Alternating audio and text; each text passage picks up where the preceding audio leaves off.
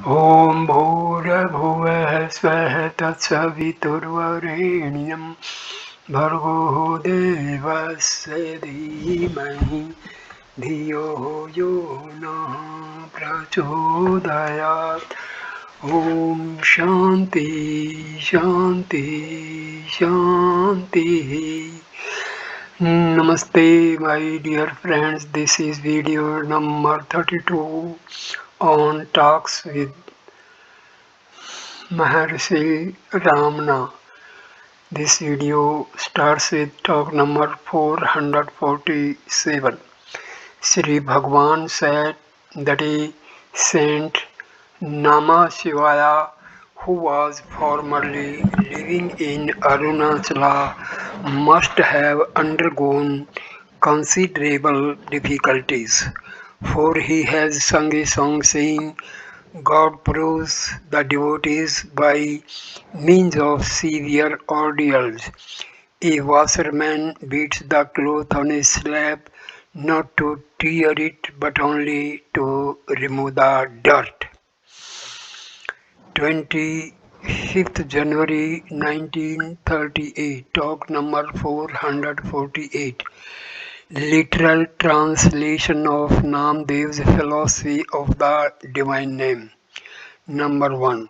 The name permeates densely the sky and the lowest regions and the entire universe. Who can tell to what depths in the nether regions and what height in the heavens it extends? The ignorant undergo the 84 lakhs of species of birth, not knowing the essence of things. Namdev says that name is immortal, forms are innumerable, but the name is all that. 2. The name itself is form, and form itself is name. There is no distinction between name and form. God became manifest and assumed name and form. Hence the name the Vedas have established. Beware, there is no mantra beyond the name. Those who say otherwise are ignorant. Namdev says that the name is Kesava himself. This is known only to the loving devotees of the Lord. 3. The all-pervading nature of the name can only be understood when one recognizes his I. When one's own name is not recognized, it is impossible to get the all-pervading name. When one knows oneself, that one finds the name everywhere. To see the name as different from the named creates illusion. Namdev says, ask the saints. 4. None can realize the name by practice of knowledge, meditation, or austerity. Surrender yourself first at the feet of the Guru and learn to know that I myself is that name. After finding the source of that I, merge yourself individuality in that oneness which is self-existent and devoid of all duality, that which pervades beyond Dvaita and Dvaitatita. That name has come into the three words. The name is Prabrahman itself, where there is no action arising out of duality. When Sri Bhagwan had read this, a certain musician came into the hall and began to sing Tyagaraja Kirtanas in Telugu. One of them says, find the source of the sound which is transcendental, Mooladhara Sabda, by diving deep like a pearl diver diving for pearls. Then again another song was for a man who has controlled his mind. Where is the use of tapasya? Give up I am the body idea and realize I am not Thou art all. This song was translated to Mr. ZD, who was then in the hall. Mr. ZD asked, is it necessary to control one breath? What becomes of the man who has not practiced breath control? Maharshi replies, breath control is only an aid for diving deep.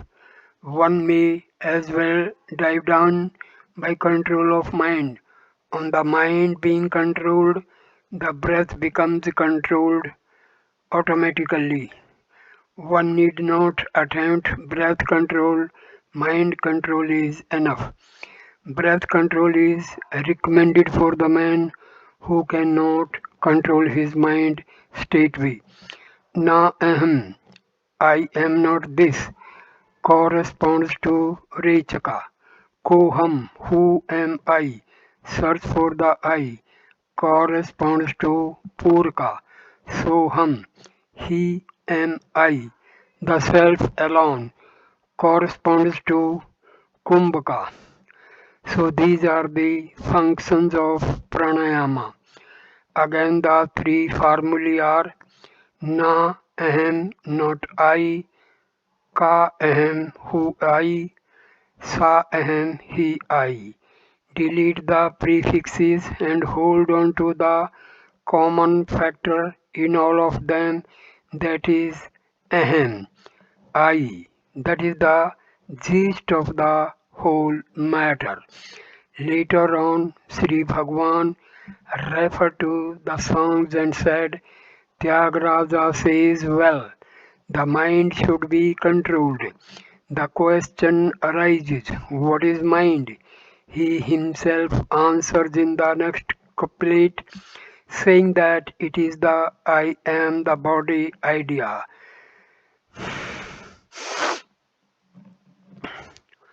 The next question is how the control is effected. He answers again, saying, by complete surrender, realize that I am not and that all is He. The song is fine and compact. He also mentions the other method, namely control of breath. 31st January 1938, talk number 449. After Mr. GD had left, there was some reference to his visit to the ashramam. Sri Bhagwan remarked, some Shakti draws people from all parts of the globe to the center. A devotee aptly said that Shakti is not different from Sri Bhagwan. Sri Bhagwan immediately remarked, what Shakti drew me here originally? The same Shakti draws all others as well. Sri Bhagwan was happily in the mood to relate the following stories. Number 1. There was king with a devoted queen. She was a devotee of Sri Rama and yearned that her husband should similarly be a devotee. One night she found that the king mumbled something in his sleep. She kept her ears close to his lips and heard the word Rama repeated continually as in Japa. She was delighted and the next day ordered the minister to hold a feast. The king, having partaken of the feast, asked his wife for an explanation. She related the whole occurrence and said that the feast was in gratitude to God for the fulfillment of her long cherished wish. The king was, however, annoyed that his devotion should have been found out. Some say that having thus betrayed God, he considered himself unworthy of God and so committed suicide. It means that one should not openly display one's pity. We may take it that the king told the queen not to make a fuss over his pity, and they then lived happily together. Second, Thondaraji Dipodi, Bhakta Grahanum, Alvar, one who delights in the dust of the feet of devotees. A devotee of this name was keeping a plot of land in which he grew tulsi, the sacred basil, made garlands of it, and supplied the same to the god in the temple. He remained a bachelor and was respected for his life and conduct. One day, two sisters who lived by prostitution walked near the garden and sat under a tree. One of them said, "How disgusting is my life that I soil my body and mind every day. This man's life is most desirable." The other replied, "How do you know his mind? Maybe he is not as good as he appears to be. The bodily functions may be forcibly controlled, and that the mind may be reveling in righteous thoughts. One cannot control one's vasanas as easily as the physical frame." The former said, "The actions are only the indices of the mind. His life shows his mind to be pure." The other said, "Not necessarily. His mind has not been proved as yet." The first challenged her to prove his mind. She accepted. The second desired to be left alone with only a shred of garment in which to clothe herself. The first sister returned home, leaving the other alone with flimsy clothing. As the latter continued to remain under the tree, she appeared penitent and humble. The saint noticed her and approached her after some time. He asked what had happened to her that she looked so lowly. She pleaded penitence for her past life, desired to a purer and nobler life, and finished with a prayer to him to accept her humble services in the garden or attendance on himself. He advised her to return home and lead a normal life, but she protested, so he detained her for watering the tulsi plants. She accepted the function with delight and began to work in the garden. One rainy night, this woman was found standing under the leaves of thatched shed in which the saint was. Her clothes were dripping and she was shivering with cold. The master asked why she was in such a pitiable state. She said that her place was exposed to the rains, and so she sought shelter under the eaves, and that she would retire as soon as the rain ceased. He asked her to move into the hut and later told her to change her wet clothes. She did not have dry clothes to put on, so he offered her one of his own clothes. She wore it. Still later, she begged permission to massage his feet. He consented. Eventually, they embraced. The next day, she returned home, had good food, and wore fine clothes. She still continued to work in the garden. Sometimes she used to remain long in her home. Then this man began to visit her there until he finally lived with her. Nevertheless, he did not neglect the garden nor the daily garlands for God.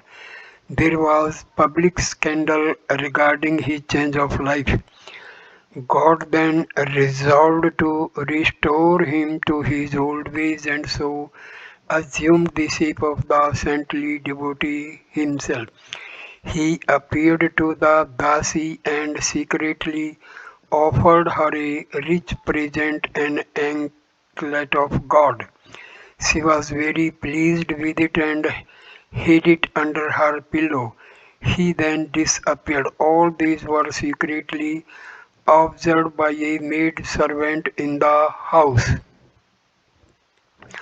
The ornament was found missing in the temple. The worshipper reported the loss to the proper authorities. They offered a tempting reward for anyone who would give the clue for the recovery of the lost property. The maid servant afforded the clue and claimed the reward. The police recovered the ornament and arrested the Dasi, who said that the devotee gave her the same. He was then roughly handled. A supernatural voice said, I did it, leave him alone. The king and all others were surprised. They fell prostrate at the man's feet and set him free. He then led a better and nobler life. Number 3. Kodu Valley Siddhar was famed as a very austere hermit. He lived on the dry leaves fallen from trees. The king of the country heard of him, saw him, and offered a reward for the one who would prove this man's worth. A rich Dasi agreed to do it. She began to live near the recluse and pretended to attend on him. She gently left pieces of papadum along with the dry leaves picked by him. When he had eaten them, she began to leave other kinds of tasty food along with the dry leaves. Eventually, he took good tasty dishes supplied by her. They became intimate and a child was born to them. She reported the matter to the king. The king wanted to know if she could prove their mutual relationship to the general public. She agreed and suggested a plan of action. Accordingly, the king announced a public dancing performance by that Dasi and invited the people to it. They gathered there and she also appeared, but not before she had given a dose of physic to the child and left it in the charge of the saint at home. The dance was at its height here. The child was crying at home for the mother. The father took the babe in his arms and went to the dancing performance. She was dancing hilariously. He could not approach her with the child. She noticed the man and the babe. She contrived to kick her legs in the dance so as to unloose one of her anklets just as she approached the place where the saint was. She gently lifted her foot and he tied the anklet. The public shouted and laughed, but he remained unaffected. Yet to prove his worth, he sang a Tamil song meaning, for victory, let go my anger. I release my mind when it rushes away. If it is true that I sleep day and night, quite aware of myself, may the stone burst into twain and become the wide expanse. Immediately the stone idol burst with a loud noise. The people were astounded. Sri Bhagwan continued, thus he proved himself an unswerving Jnani. One should not be deceived by the external appearance of Jnani. Thus Veda Chudamani. Its meaning is as follows. Although a Jivan Mukta associated with body may, owing to his prarabdha, appear to lapse into ignorance or wisdom, yet he is only pure like the ether, akasa, which is always itself clear, whether covered by dense clouds or cleared of clouds by currents of air. He always revels in the self alone, like a loving wife taking pleasure with her husband alone. Though she attends on him with things obtained from others by way of fortune as determined by her prarabdha, though he remains silent like one devoid of learning, yet his spineless supineness is due to the implicit duality of the Vakari Vak, spoken words of the Vedas. His silence is the highest expression of the realized non-duality, which is after all the true content of the Vedas. Though he instructs his disciples, yet he does not pose as a teacher in the full conviction that the teacher and disciple are mere conventions born of illusion, Maya, and so he continues to utter words like Akasvani. If, on the other hand, he mutters words incoherently like a lunatic, it is because his experience is inexpressible like the words of lovers in embrace.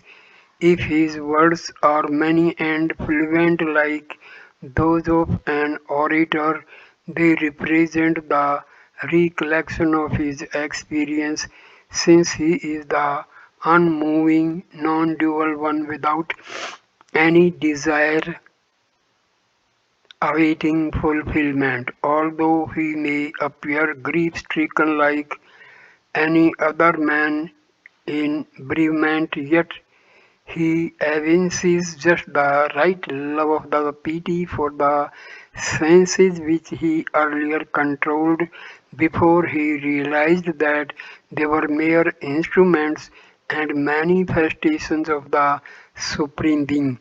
When he seems keenly interested in the wonders of the world, he is only ridiculing the ignorance born of superimposition.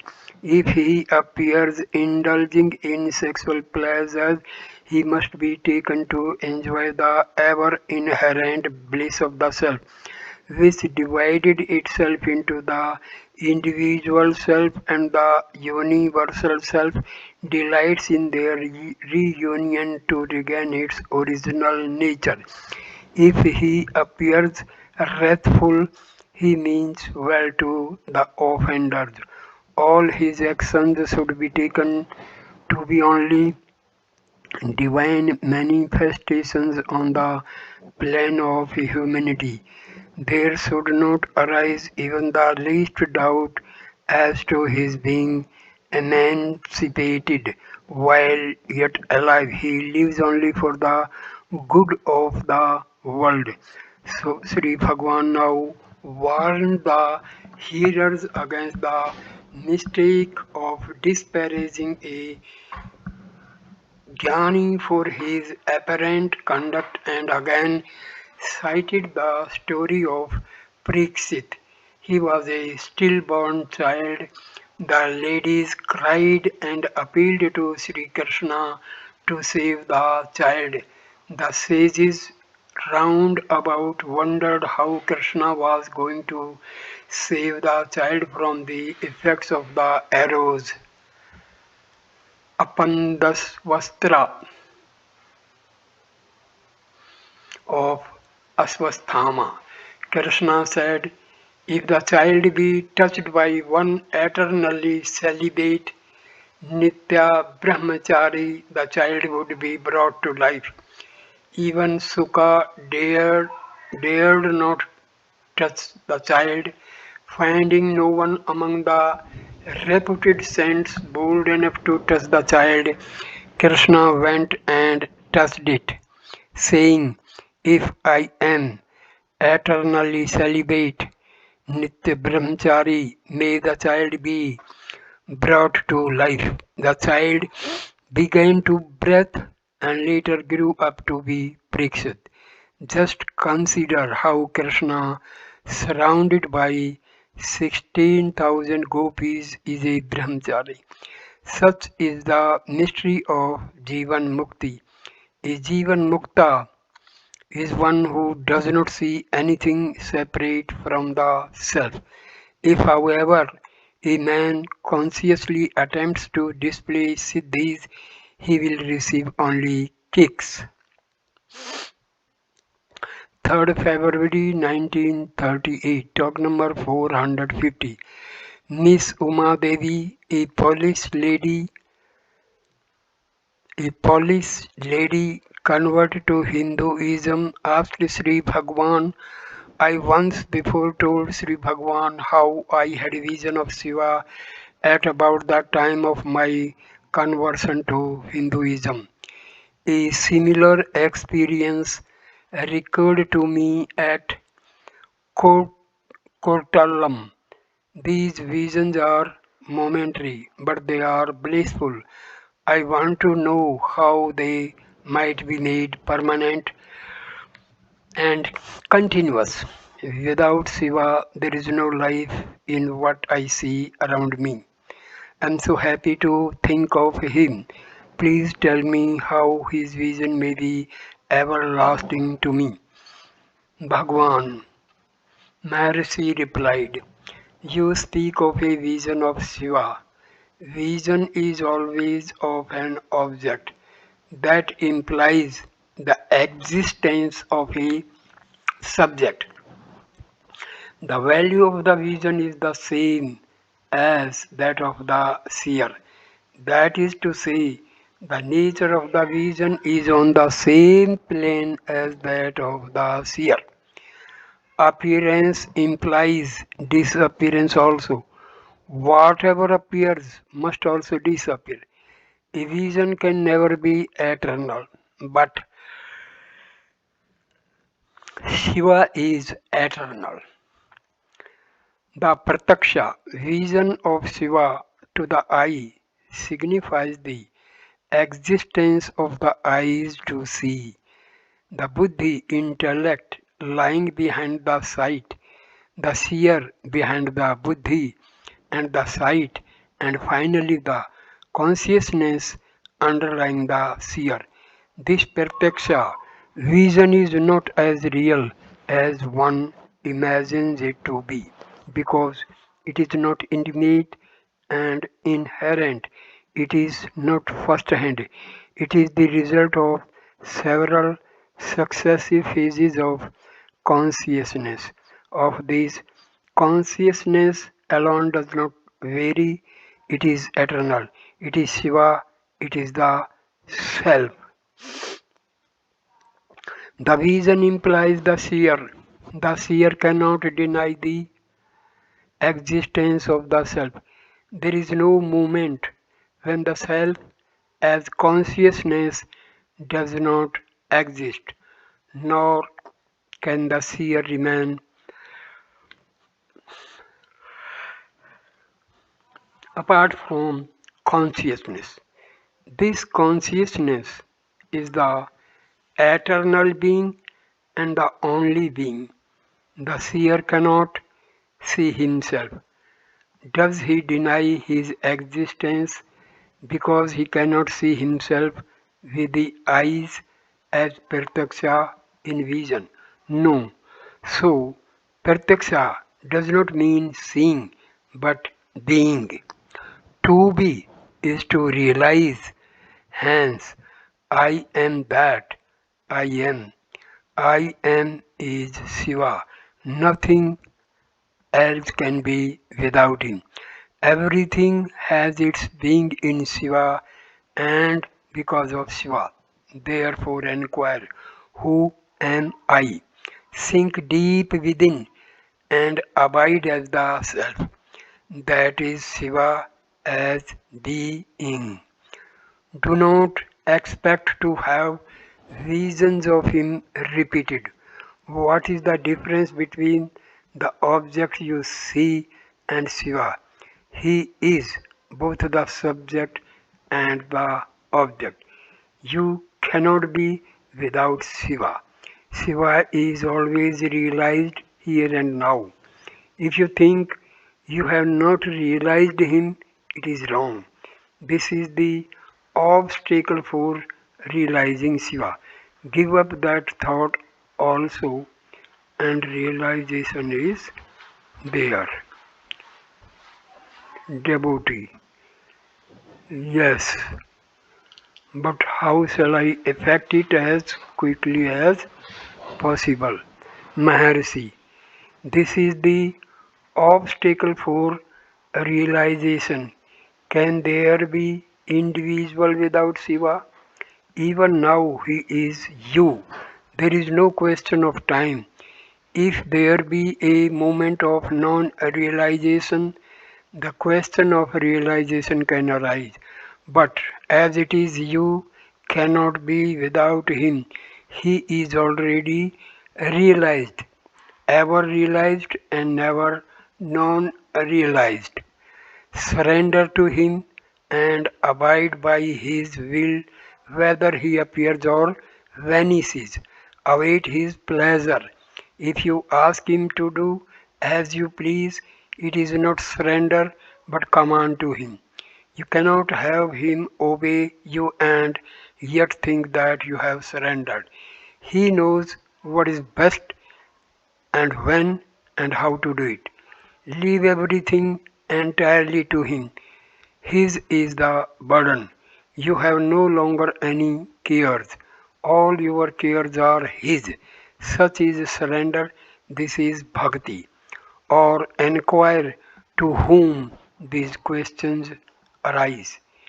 Dive deep in the heart and remain as the self. One of these two ways is open to the aspirant. Sri Bhagwan also added, there is no being who is not conscious and therefore who is not Shiva.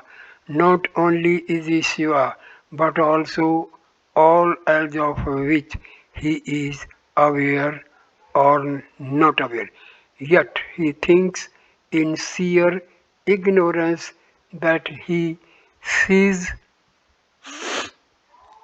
the universe in diverse forms, but if he sees himself, he is not aware of his separateness from the universe. In fact, individuality and the other entities vanish, although they persist in all their forms.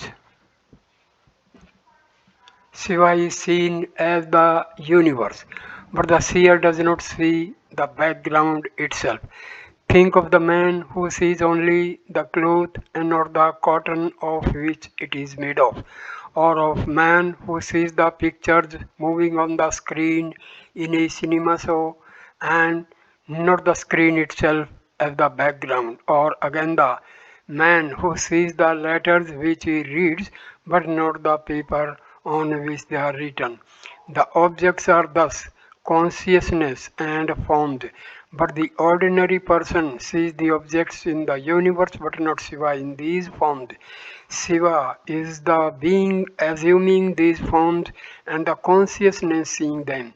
That is to say, Shiva is the background underlying both the subject and the object, and again Shiva in repose and Shiva in action, or Shiva and Shakti, or the Lord and the universe. Whatever it is said to be, it is only consciousness, whether in repose or in action. Who is there that is not conscious? So, who is not realized? How then can questions arise doubting realization or desiring it? If I am not Pratyaksha to me, I can then say that Shiva is not Pratyaksha. These questions arise because you have limited the self to the body. Only then the ideas of within and without, of the subject and object arise. The objective visions have no intrinsic value. Even if they are everlasting, they cannot satisfy the person. Uma has Shiva always with her. Both together form Ardhanarishwara. Yet she wanted to know Shiva in his true nature. She made tapas. In her dhyana she saw a bright light. She thought, this cannot be Shiva, for it is within the compass of my vision. I am greater than this light. So she resumed her tapas. Thoughts disappeared, stillness prevailed. She then realized that being is Shiva in his true nature. Muruganar cited a Parth stanza: to remove my darkness and give me light, the grace must work through me only. Sri Bhagwan mentioned Manik Vachagars, we do, we do bhajana and the rest, but we have not seen nor heard of those who had seen thee. One cannot see God and yet retain individuality. The seer and the seen unite into one being. There is no cognizer nor cognition, nor the cognized, all merge into one supreme Shiva only. So I end this wonderful video here. Please like, comment and share the video and subscribe the channel. Thanks a lot. Namaskar my dear friend. Next video number 33 will start with talk number 451. Thanks. Namaskar.